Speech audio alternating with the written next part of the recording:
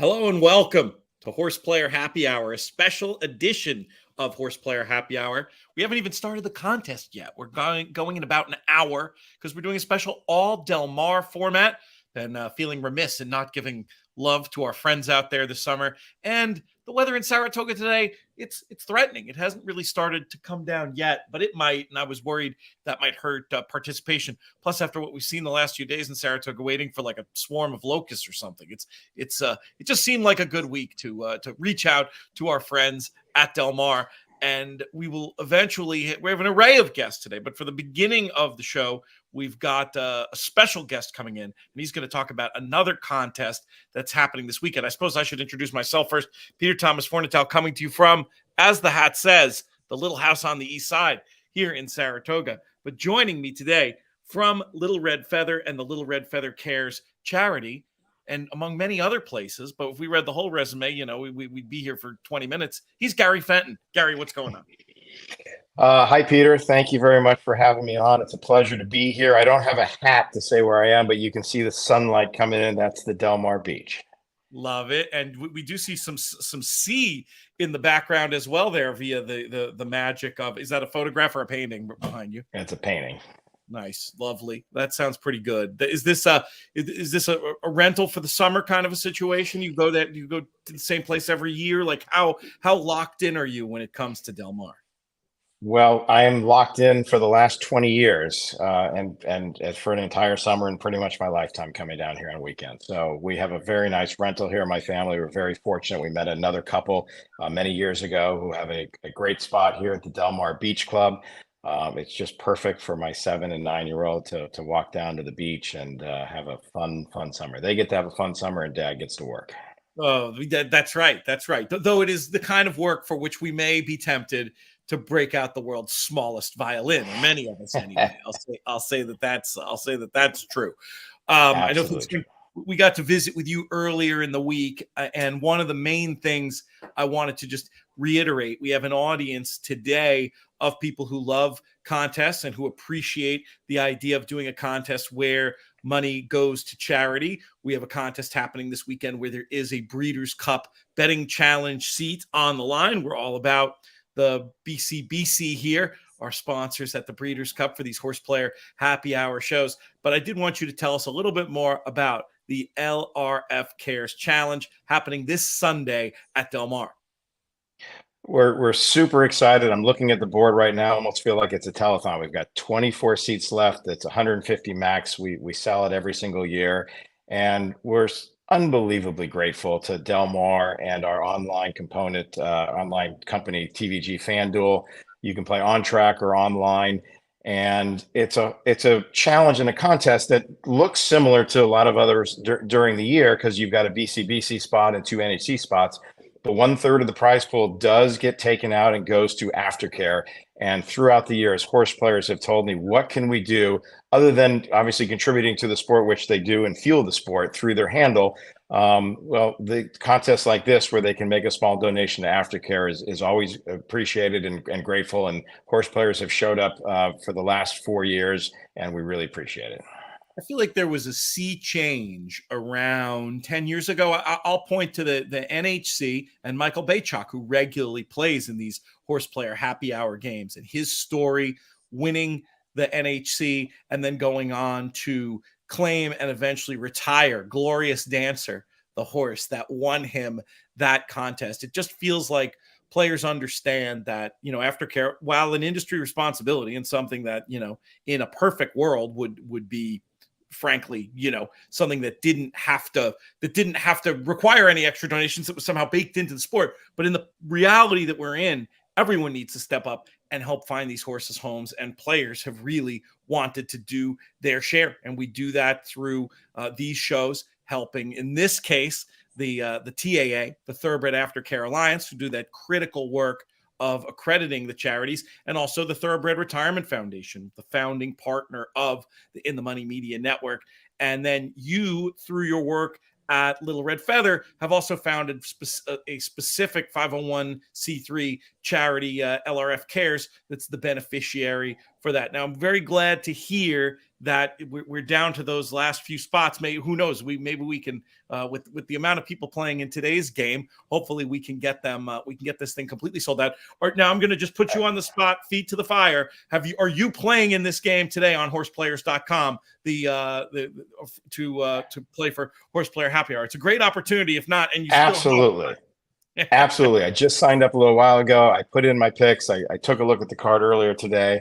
And it's another great card. Del Mar has for the first 3 weeks. I can't remember seeing race cards or excitement out at the racetrack. And today is no different. It's a full field. It's beautiful weather, and we're looking forward to another great day at Del Mar. Excellent. Now, you have one in today, if I'm remembering correctly. What's the story with the Little Red Feather participation today? Well, this was an interesting horse that we purchased a while ago. We had sort of a quasi pinhook racing partnership, and this horse was one of our better yearlings that we purchased. We tried to sell her actually as a 2-year-old. She had a baby injury. She was actually looked to sell pretty well, and we were very happy that she had the little baby injury. Our racers in the group, so we went to race her. In that first year, actually, we're Run Happy had the $100,000 bonus if she broke her maiden at Del Mar. She actually had a shot. But didn't win the. We lost Gary for a second. Hopefully, we'll get him back momentarily. He was giving us the lowdown on the Little Red Feather runner today. I sure want to. Oh, there he is. You're back with us. You were telling us the story here. I was telling the whole story, and I'll cut to the chase of it. She's been a really, really nice horse for us. She's won over $100,000, but she's 5 now, and we sent her up north where she did okay. And Andy Mathis brought a string down to Del Mar and took a greedy with her. She obviously didn't do that well back on the dirt at the 16 level, and we feel that this is an appropriate level for her. And hopefully there's a little speed up front, and she can come rolling late. For those following along at home, which race are we talking about here today? Race 3. It's claiming $8,000, 1 mile of dirt. And, this is another example, and you tell me where you stand on this, but I've heard owners and trainers talk about, how wins at these summer meets can sometimes mean even more than normal meets. It doesn't matter what level of horse it is to be able to be in the winner's circle at places like Saratoga and Del Mar. It's just special. There's no doubt. And in terms of managing our horses, obviously we want to run here and we want to win here. The flip side is the partners don't want to come down to Del Mar and finish last either. So we always have to be cognizant of where we run our horses, and we bring them here when we think they can compete and win. And we did that with Agree to Disagree. It didn't work out for us at the beginning of the meet, and here she is back. We dropped her a little bit further, and hopefully today's the day.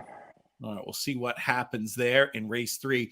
While I have you, just a few more minutes. One of the things we've been doing all year long on Horseplayer Happy Hour is celebrating the 40th anniversary of the Breeders' Cup. And we've been doing that specifically by looking at the achievement. There's so many other places doing all the stuff that you'd expect, talking jockeys, talking trainers, talking owners, talking moments, talking horses. We want to talk horse players. And you are responsible in many ways for, as far as I'm concerned, one of the great horse playing moments that has been seen on TVG, FanDuel, the betting partner for Breeders' Cup, many, many, many times over the years. I want to hear the story of Singletary. It's a great story, and people always say a horse can change your life, and this one definitely changed our lives. I was an attorney in the entertainment business, and my business partner was also in the entertainment business, and they bought a horse privately as a 2-year-old, and he ran up the ladder, and he was as good as any of the mile horses that were going into the Breeders' Cup. And remember, back at the time, this was a baby partnership, and it cost about $50,000 just to enter the Breeders' Cup. So these were people that weren't putting up their money because they wanted to run on Breeders' Cup Day. We all thought we had a chance to run. And like many Breeders' Cup races, we were 16-1, but 16-1, you could still be really one of the top 5 or 6 horses in the field. But we were 16-1. So, and knowing that we had a quality horse who was training well, besides being there as a horse player, I managed to put a few bucks down on him as well. And lucky enough, I put him across. I wheeled and exacted with him many times to all of the horses, and as fortune would have it, besides winning the race and changing all of our lives, the longest shot in the field, Antonius Pius came in second. The exacted paid $750, and it was a pretty incredible score from a horse player standpoint, let alone changing all of our lives. That's fantastic. Did you just play the race individually? Did you have picks going? What was your wager? Those were my two big bets. I bet a big win bet on them, and I wheeled the exacta because I knew there was a bunch of horses in the race. I really couldn't decipher down into one or two, so I just spread it across, and it really worked out for me. I'll tell you a funny story about that day. Brett Hull, the hockey player, was there, and we got introduced to him, and I mean, we were telling everybody we're live. Of course, we're going to run well. We didn't, anything about any specific picks or anything. Or like you have to put all your money at the window. But we did tell him that you should probably put a few bucks down. And he came up to us afterwards and just started hugging us. I mean, he seemed like he won a fortune. That's fantastic. Give me a couple of minutes on the video. I feel like that's one of those moments, like so often Breeders' Cup races get associated with the race call specifically. This is one where I feel like that moment is inseparable from the footage that we saw and the pure joy the partnership was having, and not something that was planned to be filmed by TVG. How did that come about? Well, a couple of things. First of all, the NBC caught us on the balcony, and we were jumping up and down so much we almost destroyed the balcony. Little Jose Santos, who I believe was 10 at the time, and we got introduced to. He became sort of our honorary mascot, and I believe he tells the story that we almost killed him that day, and it's probably true because we were just hugging and mashing around. He was this little kid, and it's so great to see him grow up and have the success that he's having now as a jockey agent. He really is a super kid. But they caught the footage, and it was certainly exciting. But also what TVG did for us was we had taken a lot of behind the scenes footage. I don't know if you remember this, Peter. Yes. And TVG asked if they could look at it. And then they said, do you mind if we edit it? And I mean, we were going to have it edited. So we're like, go for it. And they showed us a 15-minute clip of it. And we were like, oh my God, like our partners, when they see this, they're going to go crazy. And they said, do you mind if we air it? And we were like, sure, why not? Let me just see. Yes. Yeah, exactly. Well, we were just starting out a partnership. So believe it or not, this was before reality television at all. This was 2004. I believe only Laguna Beach was on the air. And this video that they showed at 9 o'clock. Yeah, I'll throw in Survivor as one. If you count Survivor as reality. Survivor, sure. Survivor and Laguna Beach. They played it at 9 o'clock on like a Wednesday night, and it became so popular they played it every single day after the races for a year. And anywhere I went around the racetrack, people would point at me, and I wasn't famous anywhere other than Penn National or at Los Alamitos. But there's the Point and there's the Singletary guys, and it became the most popular package in the history of the network, and they ran it for a very, very long time, and we are forever grateful for it. Is that findable on YouTube? Do you know, or have you searched for it? I think that would be fun to send out to people. Who would find it for us is your friend Andrew Brown, who found that other reality show that we ended up doing many years later. That's I think only showing in China right now. What was that one called? That one was called. I don't even remember.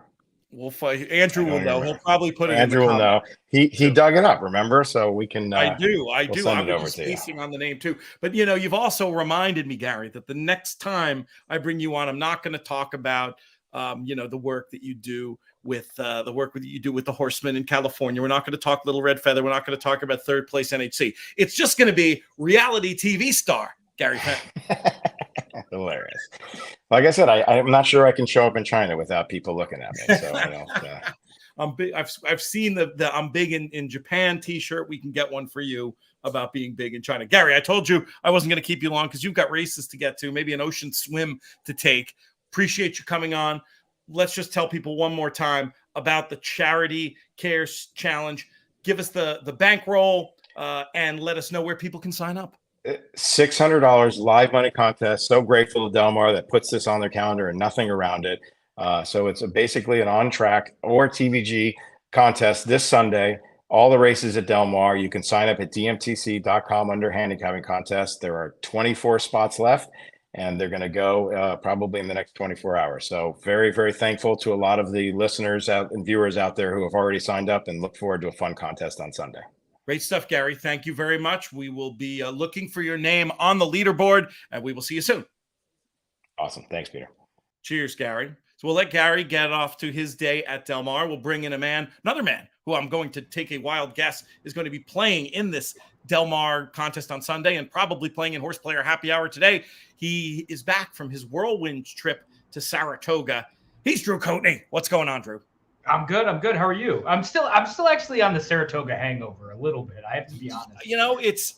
I'm glad you appreciate now, because as I was making fun of Gary for complaining about, work at Saratoga, I sometimes make the mistake of telling people, oh, Saratoga, you wouldn't believe it can be so hard. And they, of course, people look at me like they stare daggers through my eyes about, what the hell are you complaining about kind of a thing. But you kind of get it now after seeing just, it can be a bit exhausting. That's all. Yeah, no, it is. And I have to tell the listeners a funny story. My wife and I took a train out of Toledo, got on at like 3 a.m. and arrived at your house right at 3:55, 4 o'clock. And as I opened the door to the little house on the east side, I said, hello. And you said, and welcome to start the show. And I sat right down. So if timing couldn't be better, that was the closest photo finish I think we possibly could have had. That was very good. I could have vamped for a few minutes. I think we had some pre-tape, so I wasn't nervous or anything, but it was just funny to have you come in right on time. Much, much appreciated.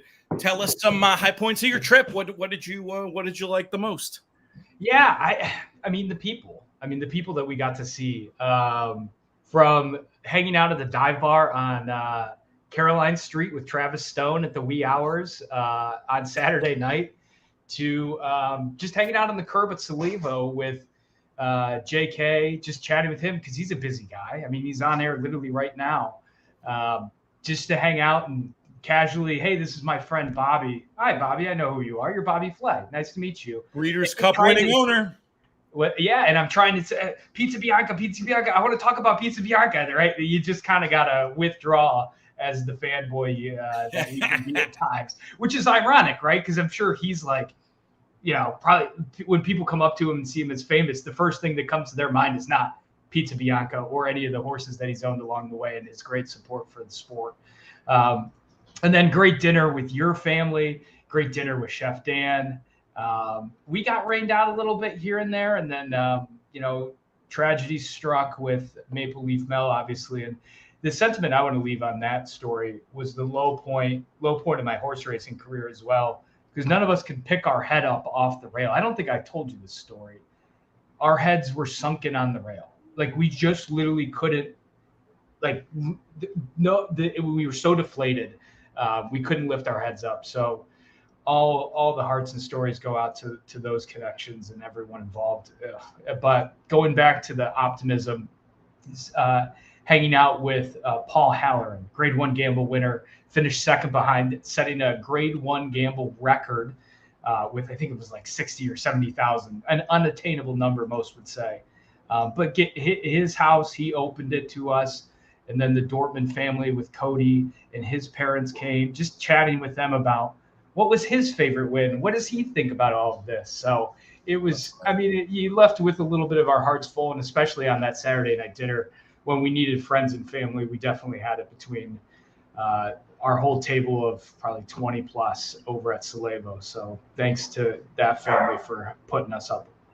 Paul wrote an article about Cody's Wish, the connection between him and the family. Wrote an article about Cody Dorman and Cody's Wish for the program on Whitney Day. So that's something that I'm not sure if that's findable online, but definitely worth checking out his excellent work. Paul's terrific journalist, excellent podcaster as well. He does a lot of work with our mutual friend Howard Kravitz. And yeah, I'm glad you mentioned Maple Leaf Mel. I think a lot of people, and maybe there's people in the audience saying, we want to move on. We want to move on. We get that. But I thought that when I had a show earlier this week with Jay Privman, he made a key point about how when bad things happen, it's, sometimes it's all right to lean into them and give yourself that time to mourn and talk about it as a way to help heal in a better way. So I have no issue talking about that stuff. So yeah, we will definitely be keeping her and those connections in our minds and in our hearts for as long as we play the game. It's not just about okay, how quickly can we get on to the next thing? That's not an entirely healthy response at all. But we are here to talk about Horseplayer Happy Hour. I'll do the little bit about what we are and what we do. Drew, you helped me today program the show. We can talk about races at Del Mar. We've got 2 win and you're in races this weekend that we can also be looking forward to. They are actually, we have 3 because we've got the Jacques Lemoine in France in Deauville on Sunday. On Saturday, it's the FanDuel Mile. What word am I looking for? The win in the Fourstardave, and we also have the Beverly D for the Maker's Mark Filly and Mare Turf. So 3 win and you're in races we can talk about. I haven't looked at the Marois, but we can certainly talk Fourstardave or Beverly D if you are game for either of those. And again, we have the whole Del Mar card open to us as well. And we encourage people like Richard, like Rob, who are chiming in the comments. We definitely appreciate them and anybody else. Let us know where you are, ask questions. We'll get to as many of them as we can over the course of the next 40 minutes. But let me tell you, while Drew decides where we go next, let me tell you what we're doing here. This is Horseplayer Happy Hour. So it is a live stream, but it is also an interconnected series of contests that go up through the Breeders' Cup. $20 to play. The cut for the house goes directly to Thoroughbred Aftercare.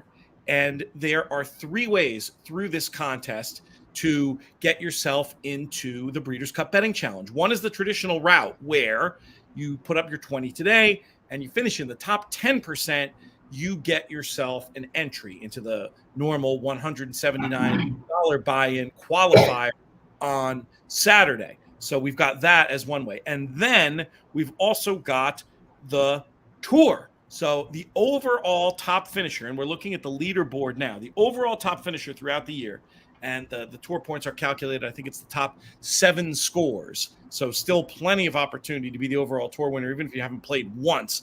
And the overall tour winner currently in position, and it's a tight field in behind him, but Brandon Snodgrass is there with his 250 points. Nice score.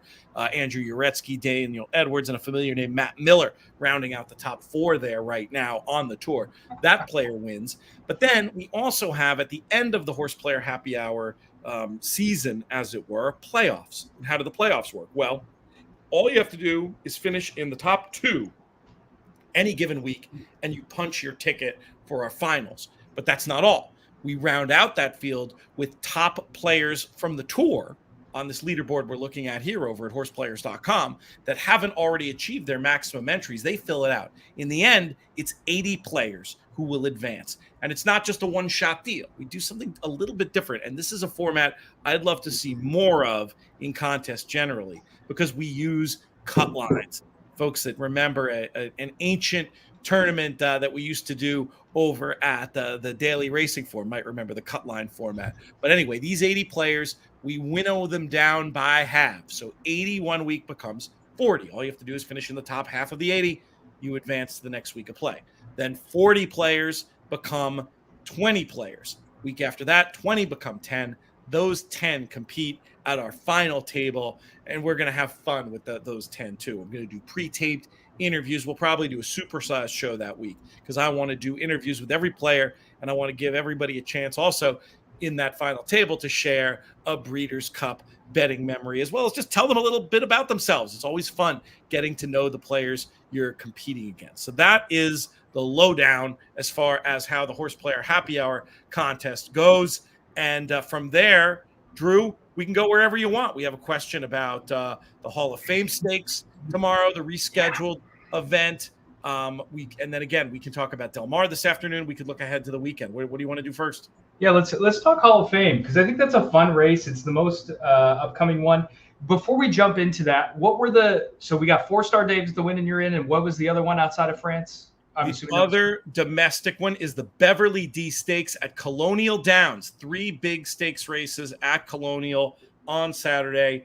The Arlington Million, the Beverly D, and the Secretariat Stakes. So those are going to be a lot of fun. We're actually going to have a special show covering those 3 races, hoping to get Michael Domable and Jessica Paquette. I need to confirm that lineup and get it all scheduled for tomorrow morning. But really looking forward to doing full coverage of those Colonial Down stakes that will have all 3 of which could have major Breeders' Cup turf implications. But I think especially that Beverly D with its win and you're in status. Yeah. And who would have thought we would be using the Arlington Million name in memorandum and not for the actual track that it's being run at. So very sad. It is sad, but it's good that race at least keeps its legacy going, and horse players have a chance, just from our point of view, to remember you and I had a fun day with Matt Miller et al. out at Arlington before its unfortunate closure. I have Breeders' Cup memories from there. Volponi getting the job done at a very big price back in the day when I was lucky enough to include tickets. But let's talk about this Hall of Fame stakes, Drew. It goes tomorrow, Friday, at Saratoga, race number 8. Hoping we will be back on the turf for this. Obviously, I think there's a good chance. I mean, it depends on what happens. The skies here are dark. The rain hasn't started. Hoping that this thing will be able to actually be contested as plans. Where do you anticipate going wagering-wise? Well, and you got to look at the full board first, because I think there's going to be a lot of horses that take money. And I will disclose, I was live to Carl Spackler for a good bit, but was going to go back in on More Than Looks because of how the will pays paid out. So it was a situation of value and not so much explain the why of that in terms of for folks that don't know about how this race was originally carded, etc. Yeah, so it was originally carded right after the Elusive Quality horse won, Elusive something. I can't remember the stakes race, but they rained it off. They canceled the rest of the racing day, and then we come back to Friday. All the horses are re-entered and ready to rock and roll. So in my situation, I really liked that horse, the number 3 in the race prior to Carl Spackler. Elusive Princess. Thank you, Richard. And so the value was just too great on not to play the unknown Chad Brown entity that I think is the big question mark. How big is this horse? So it didn't take much. I think I was at a 16-1 shot on a $100 wager. So it worked out very well overall for me. But my top opinion is More Than Looks. And if you go back and watch the Manila at Belmont last out, I think this horse did a really good job stalking, made a ton of ground into a hot pace, and then I just have a big upgrade. So when I see those numbers, it seems to jump off the page to me. When you also look at the Keeneland allowance race, this horse ran against Turf King, made up an insane amount of ground. So if I were looking in isolation without the Belmont race, I'd be a bit nervous backing this horse, but being able to tend the hot pace and move into that hot pace and be in the right position, I think More Than Looks, if you can get anything over 2-1, which I think you will, because you've got Carl Spackler, who I think it's one of those, I don't know how you would phrase it. It's not a buzz horse. It's not a wise guy horse, but it's a high hopes horse for the folks, for the betting public. And then you have General Jim of the Pat Day Mile fame. So will his form that he ran in the 2-year-old campaign transfer into his 3-year-old form? That's a big question mark. And in a short price, I'm not willing to back. So that may be a big win bet for me tomorrow with More Than Looks. Just based on those Mike Maloney talks ability figures, I'd give that one 94 on the buyer scale. I'd bump that up 2 or 3 points based on that move into the hot pace. And then that Keeneland race gets bumped up a little bit too. And you're looking at pretty much a perfect horse for here. Tom and I see the race similarly. He just chimed in. I feel like from a value point of view, my strategy in here is going to probably try to beat General Jim. Wouldn't be surprised if I'm wrong. It's not like the horse can't win and can't transfer that form. But I think that he's going to take a lot of money based on the dirt form prior to the Woody Stevens. And for me, I've got a lot of question marks about this. Now, I don't blame those who are just going to say, in Shug McGahee, we trust and go ahead and say this is one of the ones. But I feel like if you can oppose General Jim and you can oppose a couple of these others, you can bring some real prices in here. And the one that I think might be the most interesting of all is Ocean Vision, the number 4 runner. I think the 12-1 morning line guess is probably about right. And I think based on some of this overseas form, this one isn't too far out of it at all. And I think there's going to be some people, looking at, wondering, oh, the horse used to be a sprinter. How's the distance going to go? If you can run 7 furlongs over there, you're in France, you're going to be able to handle a mile here. I like the fact that the horse won its maiden going left-handed, also at a big price. So I'm thinking Ocean Vision is an interesting alternative in here. And I certainly wouldn't rule out the Appleby runner, Mysterious Night, who ran so well in the summer stakes back in 22, has seemingly gone off form, but maybe adding blinkers, coming back here, could just get the wake up. Again, neither of these are key my day around kind of horses, but they're horses who are going to be double-digit long shots that go with a big chance. And I think of the logicals, you've got it exactly right, Drew, in terms of thinking that More Than Looks might be the one to beat with Carl Spackler.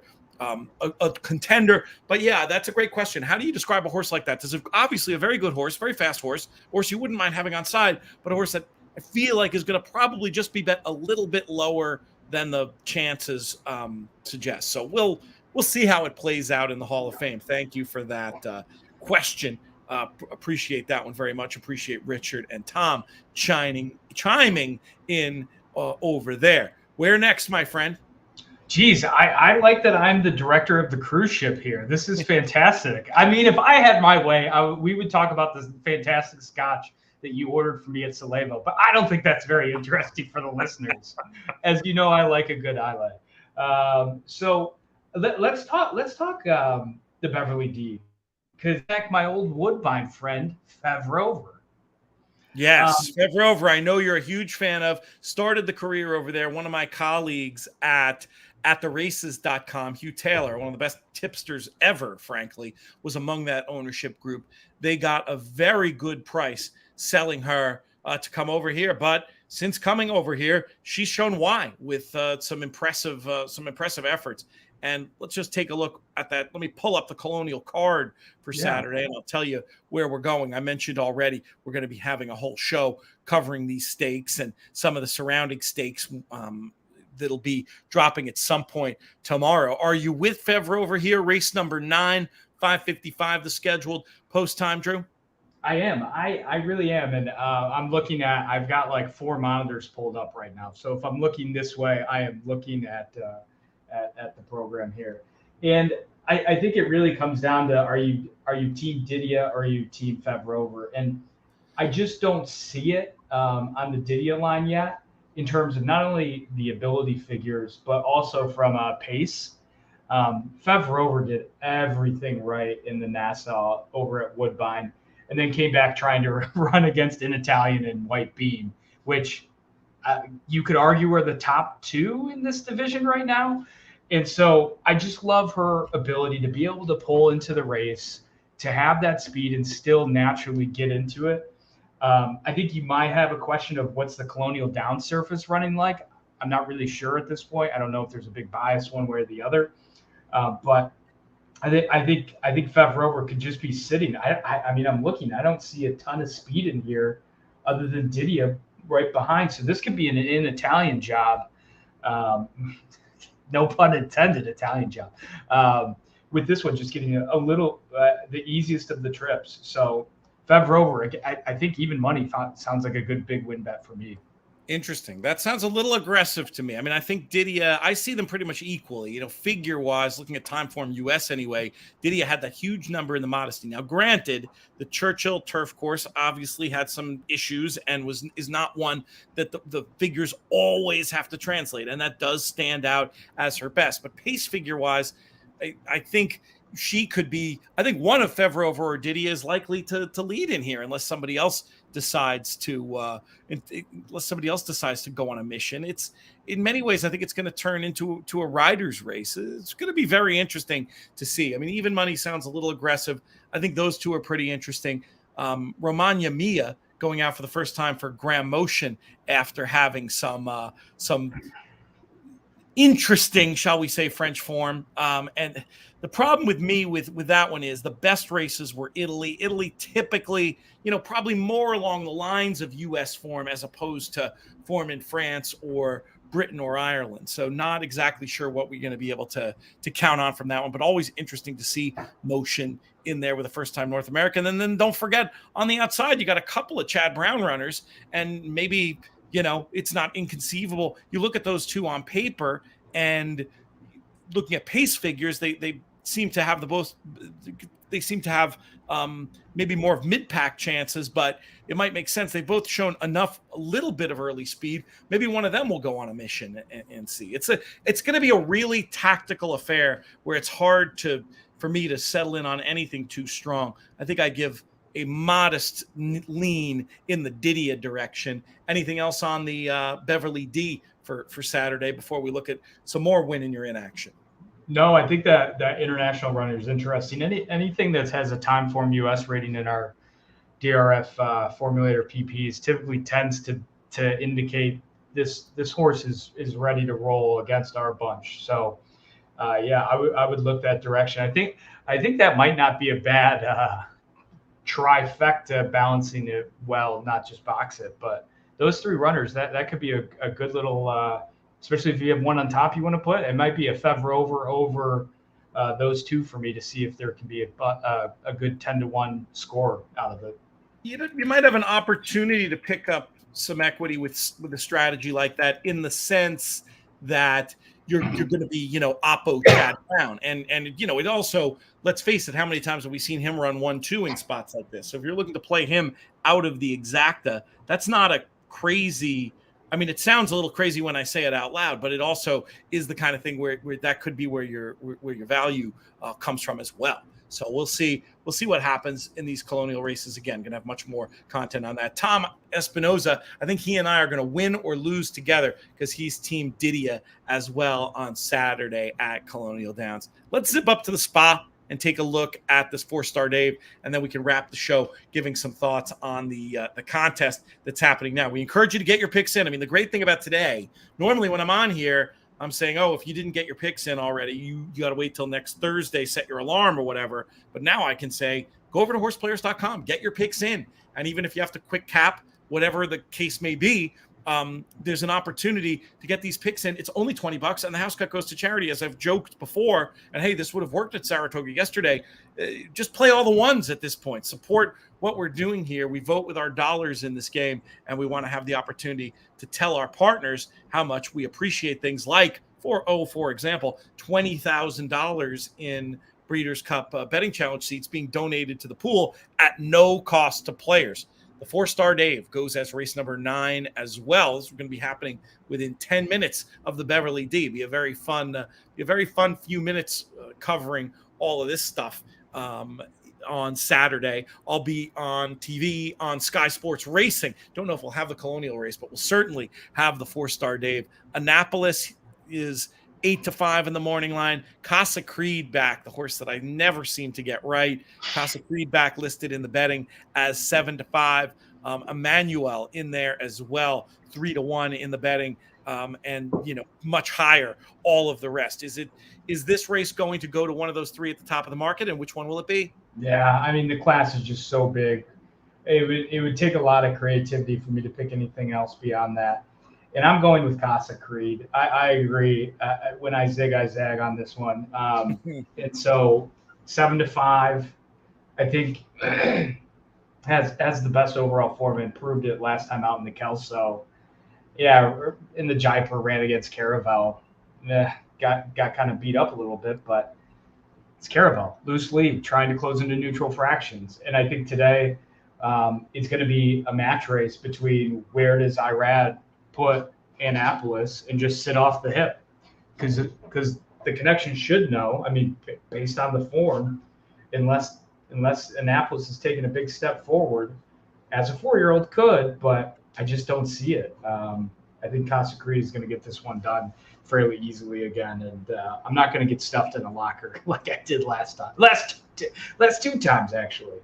Yeah, he's in such good form, and it's so great to see this with a 7-year-old for such likable connections, and to see a horse that just really always just gets down on his belly and runs. And I mean, a length to Caravel, there's no shame in that at all. In the Jaipur going, short of what's probably his best. I always used to think that the mile maybe stretched him a little bit, but the past performances tell a very different story, Drew. And I wouldn't be surprised one bit to see this horse, once again, get the jump on the likes of Annapolis and be able to get the job done. And I think Emmanuel, he just has a little bit to find. I mean, he's only 4. He may get there. He's still quite progressive, but I just don't think he's necessarily the same kind of sauce as the other two. And we'll see. I mean, we're picking favorites here, but sometimes I'd rather come on here and tell you what I think. And what I think is that Casa Creed's going to get the job done, and hopefully we can finally get on side with him in this 4-Stardave. For those of you watching along in the stream, let us know. Richard seems to be team Casa Creed as well. Wow, Money Mike Smith 58 today, Richard suggests. I can't confirm that, but it sounds about right. That I feel like he's a summer birthday guy. So that's a fun little fact to share as we look at those two BC Win and You're In races. I'm going to figure out a way to get some Marwa coverage on the late week show. Not sure if I'll reach out which of our colleagues I'll reach out to overseas to chime in on that. Might be a good chance to pull in Michael Adolphson, who I had the great pleasure of hanging out with at the recently concluded Fasig-Tipton sale. I have to say, when you do come back, and I know it might not be next year, Drew, but when you do come back to Saratoga, hanging around for the sales is a must. I mean, what electricity the other night in that building when we had a duel, the buy a champion out of a champion colt go through the ring, the Curlin Beholder colt. We had a nice seat right up front. Perrin was very excited, and we watched the hammer drop at $4 million for Amir Zidane in that one. It was a very fun night at the sales, and just great socializing in general. Yeah, and that was Tuesday, right? That was the Tuesday sale. That was the second one. Yeah, that's the problem. So we're already planning. Matt Miller, as the planner he is, and ringleader of the cruise planning committee, which we graciously appreciate, already has the house more or less reserved for a week in August. So we're gonna figure it out. We'll get it ready. I think that was a miss on us. It felt like jumping off a cliff. Going from a big Saturday stakes to an airplane it's depression. I mean, it's really, there's no other way to put it. I've talked to you, I've talked to other people. The Saratoga Post blues were real. And I warned Vanessa, Benny Ryle, our famed UK pundit over there who helps represent us. I told her, watch out, get a mental game plan ready, maybe some exercise, get out of the funk, because it's real. So no, I think that might be on the to-do list of put a couple work from home days, Monday, Tuesday, and get back on Wednesday. So living the full experience. Great idea. If you can pull it off, it's a great idea. I've got an idea. I've got a scheme already working too. Maybe we'll do that production meeting outside the show. Let's roll through these races at Del Mar, my friend. Let's do it. Starting with race number 1. Not a place I think you can get particularly creative in terms of this contest. How did you approach it? Which horse did you put in there? Yeah, I've got a good pick 5. I really like to hammer home some horses and hit this thing a few times. Pink Ace, the number 2, had some big gate speed, albeit not really setting insane fractions, and was run down by a really good horse. So they were going longer, and today cuts back. So I think that makes sense in a group that seems to not have a clear direction. So number 2, Pink Ace for me. And I can keep rolling. If you have opinions, let me know. Let's go through it proper. So for me, I was thinking I was looking in the House of Magic direction just based on early pace figures as one that could maybe outbreak Pink Ace. But Pink Ace, obviously going to be forward and has so much more finish. I was trying to separate between those two and thinking if I were playing two entries, I might even use both of them. What you're all about? You're going to single Pink Ace? Yeah. Because I mean, at the end of the day, if Pink Ace doesn't win, we're degenerates. We roll back right back into the pick 4. Yeah, maybe that's right. For the pick 5, you don't want to play the presumable two heavy favorites in the first leg. We move on to Maiden Claiming Company in the second race. Got some first-time starters. Got to figure out how to deal with. You will have a little bit of a clue, and this is something I highly recommend in pick and pray contests in general. If you've got firsters, especially, or layoff horses in the second leg, before you commit, you can always look at the board in the first race in the pick and pray, but you can also get a very good idea of the board in the second race by looking at those double probables. With that in mind, where did you end up here? Yeah. I like the number 6. I'm assuming this is French. De Douai? Goitz, I was going to say, but I don't know.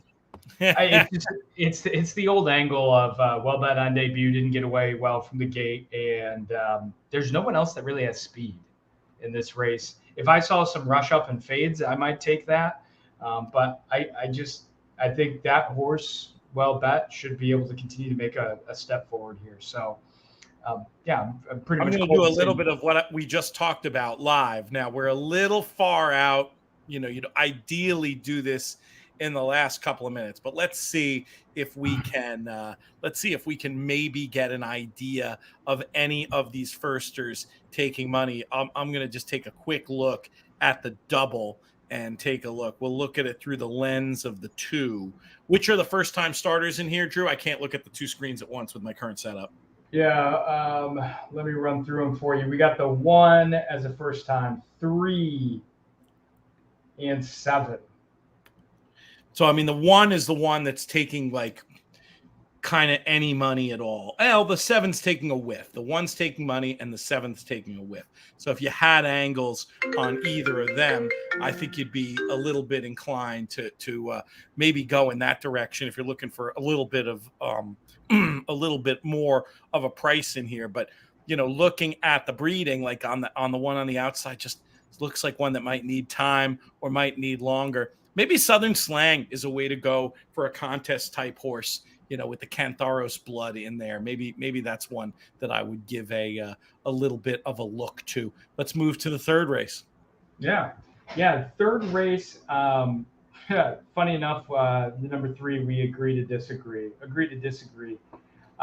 It's a trip horse. Last out bumped off stride pretty bad and had a lot of ground to make up, and then made a bit of a middle move, then flattened completely at the 8th pole. And today she get a nice pace setup with some really big outside speed, and continues to drop in class. And the inside draw should say, look, jockey, sit chilly, sit that patient trip and make one run late.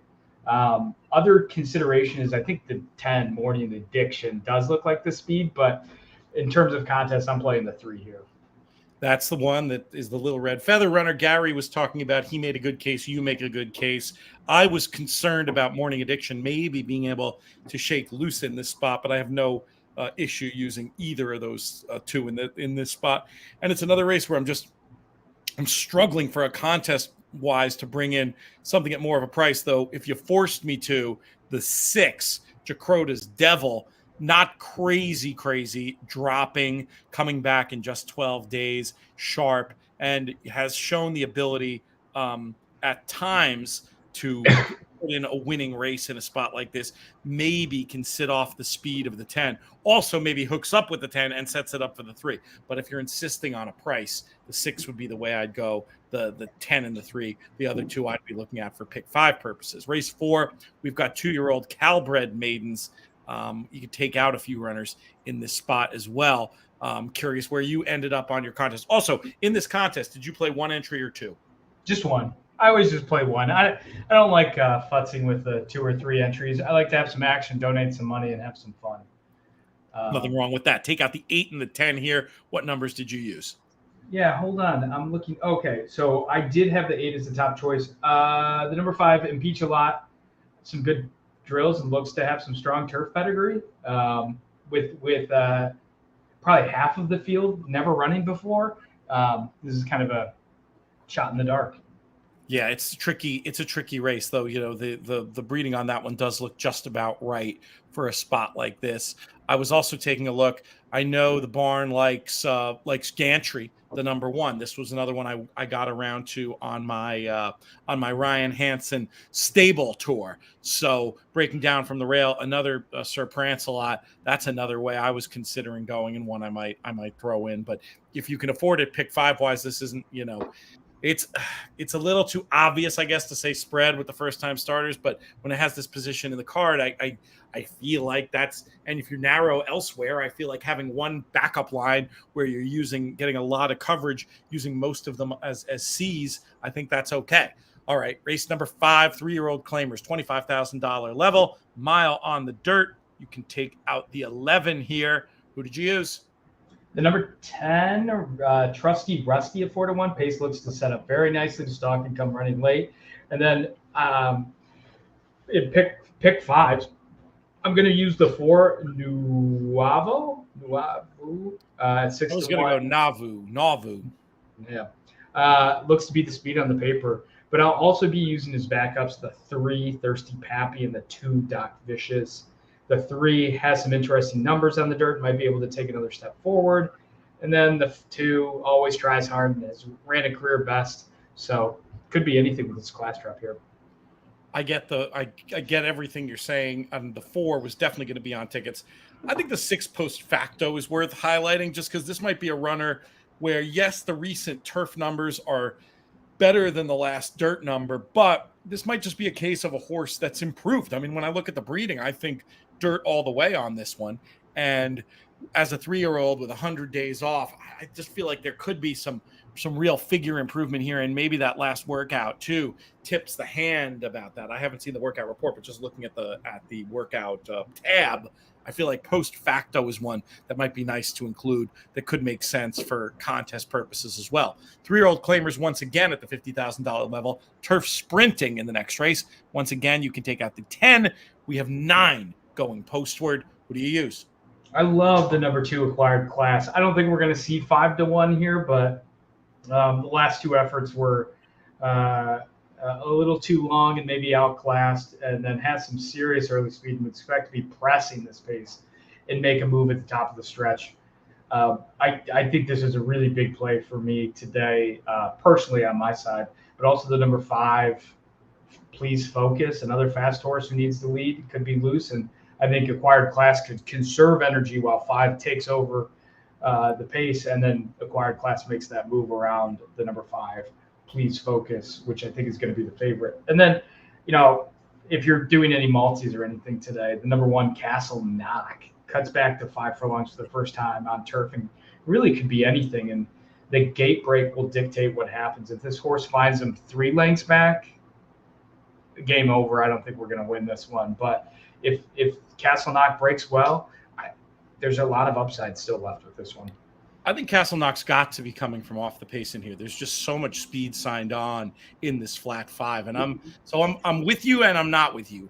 I love acquired class. I think is going to get the absolute perfect trip. Second flight, mid-pack, has the ability to pass horses, has the speed to be in contention, everything you want from a turf sprinter in this spot. But my issue with the 5 is you've got, on time form anyway, 3 horses clearly faster early, and then 2 basically the same. So as you point out, horse that probably needs the lead, I don't see how he's going to get the lead in here. I think it all sets up for acquired class, and I think Castle Knock is interesting, but maybe for the different reason than you do. I think this is one that, could be far-ish back, or at least mid-pack back, and coming and making one run late. That's how I see it anyway. But hopefully the acquired class gets the job done for us, and we're home and hosed down, and we're winning together, even though we only half see the race the same way. Calbred allowance, fillies and mares in race number 7, going 6 furlongs on the dirt, and a field of 8 in what is our our featured race today at Del Mar, 8 o'clock Eastern, the scheduled post time for this, and a race where Dancing Cat, on time form anyway, kind of leaps off the page for me. 4-1 on the morning line, could be dead loose. The 3 Stay and Scam, very, very logical for picks, but maybe going to be a little too short for our contest purposes. What did you play in the contest? Yeah, 7. I think really could get loose here with the blinkers going out for the first time and a bit of a fresher, well off the break. But for any horizontal purposes, we'll use the 3 and the 1, the Stay and Scam horse. I really wish Stay and Scam had a better debut number, and I don't really trust it. But the last race was on turf, so they're coming back onto the dirt, and that's where Stay and Scam really showed some ability. Tended the blue fractions, but all those horses coming out of that have been earning some good numbers. So it's one of those perplexing ones that I can't quite trust yet. So I'm going to put the 7 on top, but a little bit of the 3 and the 1 as well. I think the 1's just the best closer. We wrap things up in race number 8, $32,000 claimers going a mile on firm turf.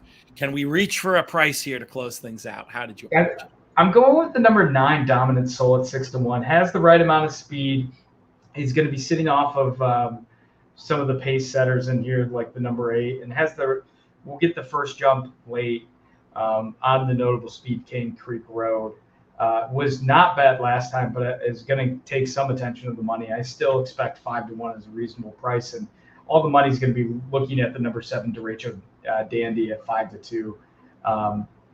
That runner will get a perfect trip, but the figures are just so in and out on this runner. I really can't trust. And at a price, the number 9 on the outside, stalking and pressing that pace, looks like a good one to me. I was wondering if now this horse is going to probably be longer than the 12-1 of the morning line, and it's just a guess. But you do have need the lead types with Chase and Money and Cane Creek in here. If this can set up for a closer and they can ride Daniel's Son a little bit differently.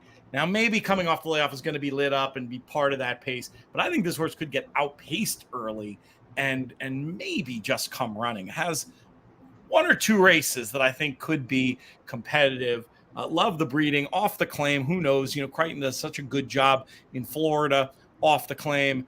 I was interested maybe just at a very big price in Daniel's Son to get a piece of it. It might be the kind of horse in a contest that could land a blow very late on. That's how I was going to maybe take a look.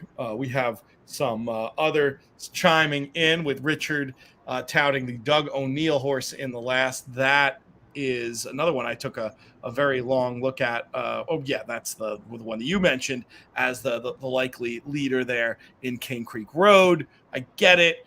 I do just worry about the 5 gunning and making that one's life miserable. We'll see. We'll see how it plays out. Let's talk a minute or two about strategy in a contest like this, Drew. As we go through, there's a lot of people who, in these mythical win places, they're not looking to play horses under 5-1, 6-1. I think this is a tough day for that. At the same time, one Daniel's Son comes in and it can pay as much as, basically, 4 other favorites. So what do you tend to do? I mean, I'm not a pro at these pick and praise, so tend to tread lightly with my commentary. But in this one, it just seems logical, and I like to play what's logical. And if you can get away with the price where you don't like the favorite, and then maybe the second or third choice is a little iffy, play what you need to play. And I appreciate Rob saying it's 2 minutes to post as I change a couple of picks that have you had out. to with those scratches. To get I'll let you focus on that. I'll vamp for a minute. Hopefully we have a nice number. Once you put your pick in, Drew, once you finalize your picks, let me know. Let's wait for them to break. We're not going to show the video of this race, but we'll wait for them to break. We'll calculate our final number, and then we will. We might as well watch the first race together, and then we'll send this thing home. But producer Craig, do not show the video of this one.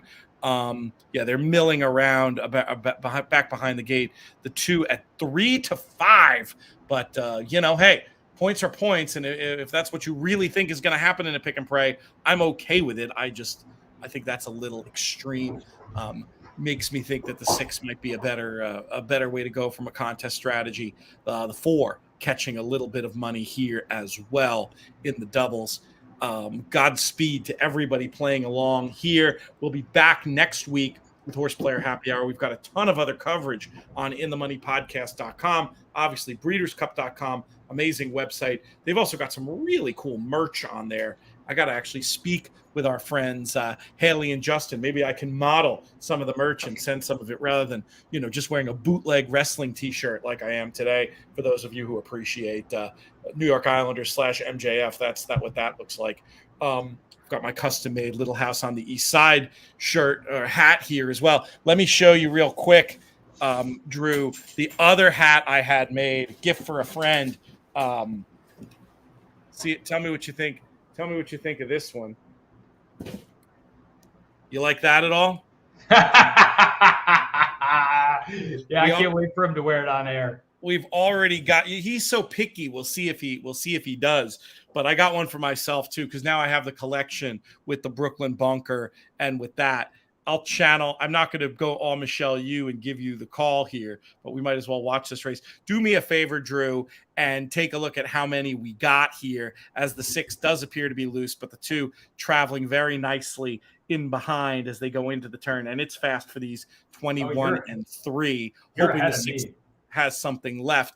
Tell me how many we got for the contest. 155 today. Very solid number. 2 making the move, coming up to the throat latch of the 6. 6 still traveling okay. Whips out on the 4. I wouldn't count on much of an impact from this one. It's a match race from here, unless it just completely falls apart late. The 6 finding down on the inside. The 2 set down for the drive and not exactly picking up with alacrity, but now with switching leads and a second effort comes right up. 6 will not be letting go easily, but looks like is going to succumb in the final yards. It comes 2-6 with the 4, the distant third, as we kick things off at Del Mar.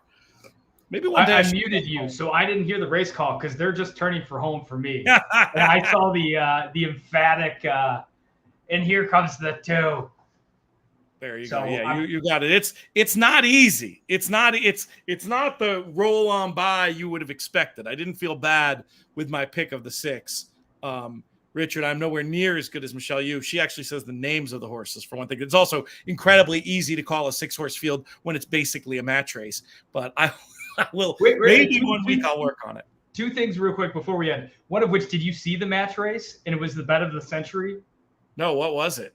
It was a Chad versus Todd. Oh, Saratoga today? Yeah. 1-5 versus even money.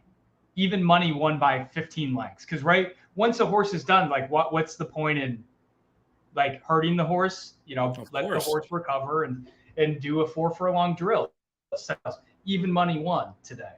That's very funny. So that was hilarious. And then the other thing, can we plug Kim on here by chance? Of course. Kim is, thoroughbred retirement. Now we want to give equal time and make sure people are also knowing about all the great work that the Thoroughbred Aftercare Alliance do, and going and checking out their website, tbaftercare.com. But as long as we give equal time in our plugs, we can, because, of course, the other beneficiary is TRF. What did you want to mention about those friends? Yeah, trfinc.org/players. That's trfinc.org/players, our donation page that helps support us, but also all of the thoroughbreds out there in the retirement. Really cool story. Everything that Kim does is awesome. So if even $20 really goes a long way trying to get that page up and going again, as I put some money up on the line as well. With some of the scores that I've had. So continuing to keep that going this year for all of those great. I'll tell you what, I found some whiskey. All right. So here's what we'll do in the spirit of equal opportunity. If we get to that page, a $200 donation, I will make sure you get a bottle of whiskey. And I will manually find a way to make it so that we can split that donation between the TAA and the TRF. So unique opportunity to support 2 charities with one fell swoop. And we did get some bids in, we did get some donations in when I made a similar offer on the Players podcast. So let's put that out there. And if you're in town, that TRF barbecue on the 22nd. But the most important event on your calendar right now should be that LRF Cares Challenge on Sunday at Del Mar. I want to see your name on the leaderboard there, Drew. What do you think? Can we get you already in? I'm going to try to play. As they say, a lot of spousal equity was used over the last weekend. I might have invented that phrase, so I certainly understand. Yeah, and that's when you need to concentrate on. Unlike this contest where you could just put in picks and go mow the lawn, you got to pay attention in live bankroll, and it'll probably sell out without you. So you will not be shamed by me. But if there's a way, I mean, it's a little bit later in the maybe you can pull a rabbit out of a hat. You know what I'm saying? I do. I'll be talking to you more about it, especially if I can get some thoughts and ideas from you and just play your picks. Ooh, that's not a bad idea. We're doing a whole show on that as well with Frank Scottoni. You might want to play his picks instead of mine, but I'll give you both. And anybody who subscribes to our In the Money Plus service will get both as a matter of course. Okay, we got to get out of here. I'm late for Edison Hatter. We got a show talking about what's actually going to be more of a segment talking about Dan Patch Night, which I'm looking forward to from our friends on the standard bred side. Remember, winning your in action this weekend, Horseplayer Happy Hour every Thursday for our friends at the Breeders' Cup, especially Haley and Justin, for Drew Coatney, for Gary Fenton. I'm Peter Thomas Fornatal.